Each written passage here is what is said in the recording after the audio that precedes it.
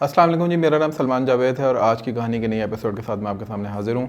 एक नई चीज़ आज मैं आपसे डिस्कस करने जा रहा हूँ। अभी एक बहुत एक हौलनाक वाक़या हुआ DHA फेज़ 7 लाहौर में, जहाँ पे एक अंडर एज का नौउम्र लड़का जो है उसने एक ही ख़ानदान के 6 लोगों को जो है वो गाड़ी के तले रौंद दिया और वो बेचारे अपनी जान से हाथ धो बैठे। अभी आज लाहौर ट्रैफिक पुलिस ने उस बच्चे का जो है वो एक वीडियो रिकॉर्ड जो है वो ऊपर पब्लिश किया अपने ट्विटर हैंडल के ऊपर भी और बाकी सोशल मीडिया पे भी। और उसमें वो ये कह रहे हैं जी कि ठीक है, मतलब बच्चा है वो, मतलब मैसेज कुछ इस किस्म का है कि बच्चा है और छोड़ देना चाहिए और इनको आगे गाड़ी नहीं देनी चाहिए वगैरह वगैरह, इस तरह की सारी बात। और उस पर काफ़ी तनकीद हो रही है कि भाई आप इनको क्यों छोड़े हैं या आप इनको ना छोड़ें तो इनके माँ बाप को आप पकड़ें। ख़बरें इसी तरह की भी आना शुरू होगी जो अक्सर इस तरह की मबाहिस का हिस्सा बन जाती हैं कि उस जो ख़ानदान जो कि विक्टिम है उसको प्रेशराइज़ किया जा रहा है कि पोस्टमार्टम ना कराया जाए। इसी तरीके से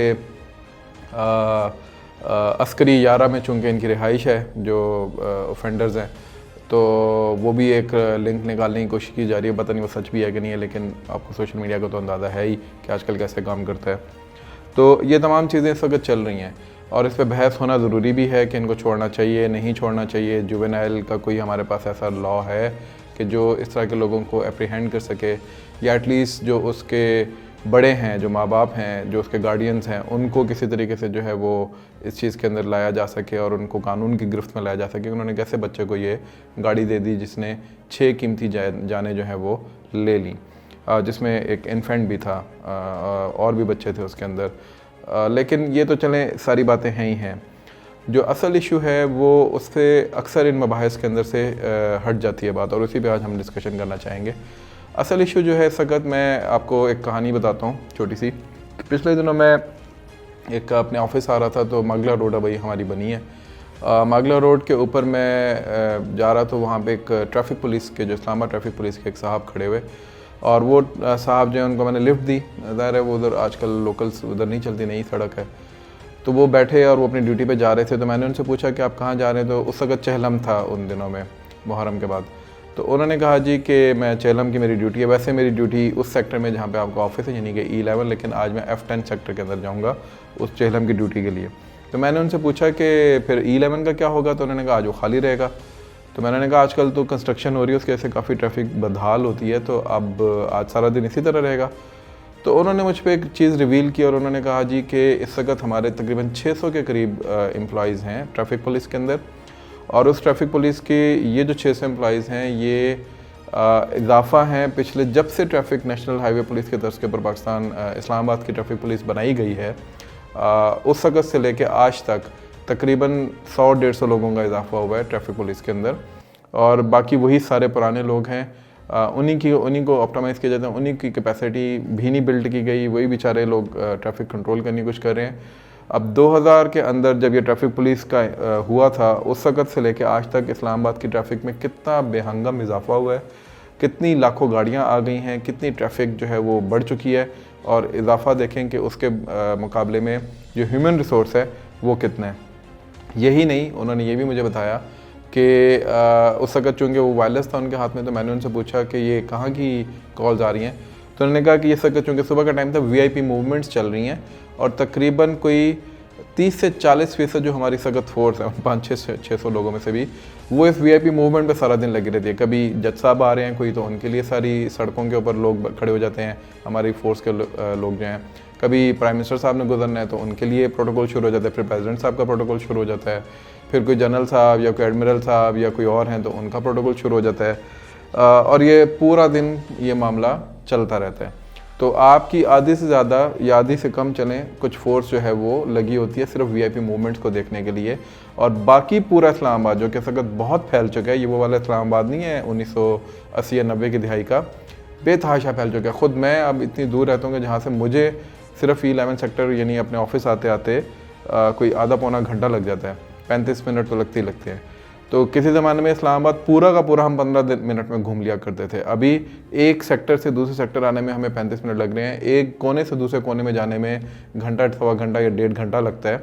और उसमें ये आपने ये किया है कि 500-600 लोगों से आप ट्रैफिक कंट्रोल करने की कोशिश कर रहे हैं, और उन 500-600 में से भी अक्सर व बेशतर लोग जो हैं वो VIP मूवमेंट्स की ड्यूटी के ऊपर लगे होते हैं। तो उसके वजह से जो इस वक्त एक बेहंगम ट्रैफिक हमें नज़र आती है श्रीनगर हाईवे के ऊपर।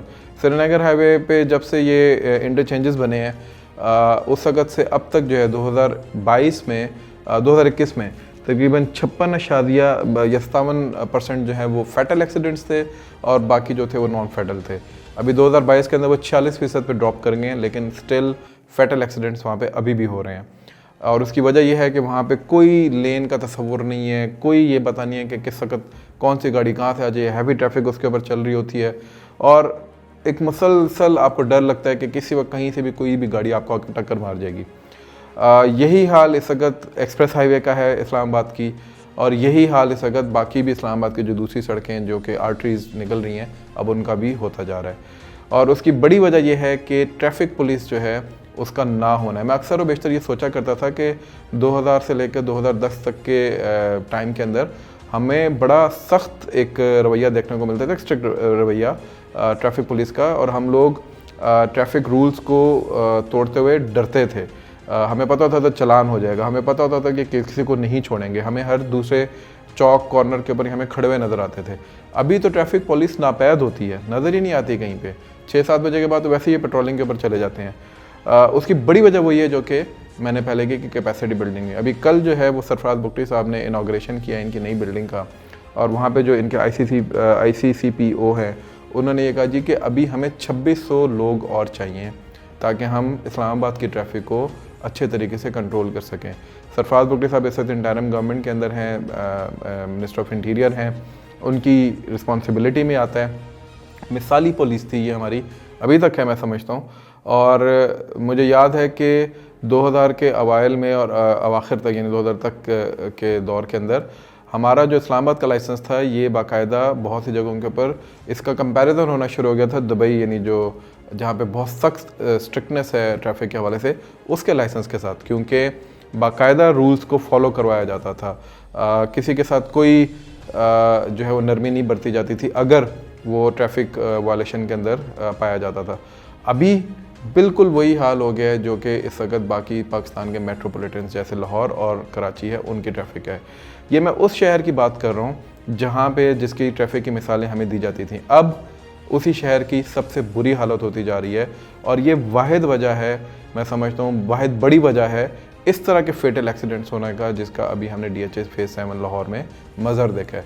आपके पास सेफ सिटी प्रोजेक्ट के ऊपर इस वक्त तकरीबन कोई 1950 कैमरे जो हैं वो अभी भी आपको लगाने हैं, जो कि आपके पास अवेलेबल ही नहीं है। उनके पीछे जो इंटीग्रेशन होनी है सिस्टम से वो आपने नहीं की। 800 नए कैमरे आपने लगाए, वो पिछले वाले सिस्टम जो है उनके साथ इंटीग्रेट नहीं हो पा रहे क्योंकि कैमरे मॉडर्न है, सिस्टम आपका पीछे वाला है। यानी इस तरह के एक के बाद एक मसाइल जो हैं वो आपने लगाए हुए हैं। तकरीबन कोई मैं पढ़ रहा था कि जो टेक्निकल स्टाफ है वो अवेलेबल नहीं है। 50 पोजीशंस अभी तक वेकेंट है सेफ सिटी प्रोजेक्ट के हवाले से मैं ये बात कर रहा हूँ।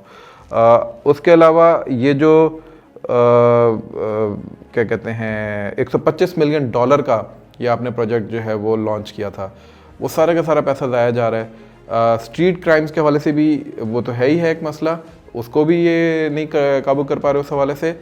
और ट्रैफिक पुलिस की जो वायलेशंस हैं, ट्रैफिक की जो वायलेशन है जो कि पुलिस ज़ाहिर है ह्यूमन रिसोर्स जितना मर्जी हो जाए उसको काबू नहीं कर पाता, उसमें भी ये हैंडी नहीं हो पा रहा। तो आप जितनी मर्ज़ी इसके ऊपर बहस मुबाहिसा कर लें कि कौन मोर्दिल किसको मोर्दिल इल्ज़ाम ठहराया जाए, किसके ऊपर बात की जाए, किससे दीत ली जाए, कौन कत्ल का ज़िम्मेदार है, कौन उन 6 जानों का ज़िम्मेदार है, या इससे पहले जितने वाक़यात ऐसे जो कि उनका ज़िम्मेदार है। ज़िम्मेदार सबसे पहले रियासत है। रियासत अगर कैपेसिटी बिल्डिंग नहीं करती, रियासत अगर अपने लोगों को प्रोटेक्शन मुहैया नहीं करती, रियासत अपनी पूरी कोशिश नहीं करती कि ट्रैफिक को किसी तरीके से डिसिप्लिन किया जाए, तब तक ऐसे वाक़यात होते रहेंगे, तब तक लोगों की जानें जाती रहेंगी और बेतहाशा जाती रहेंगी।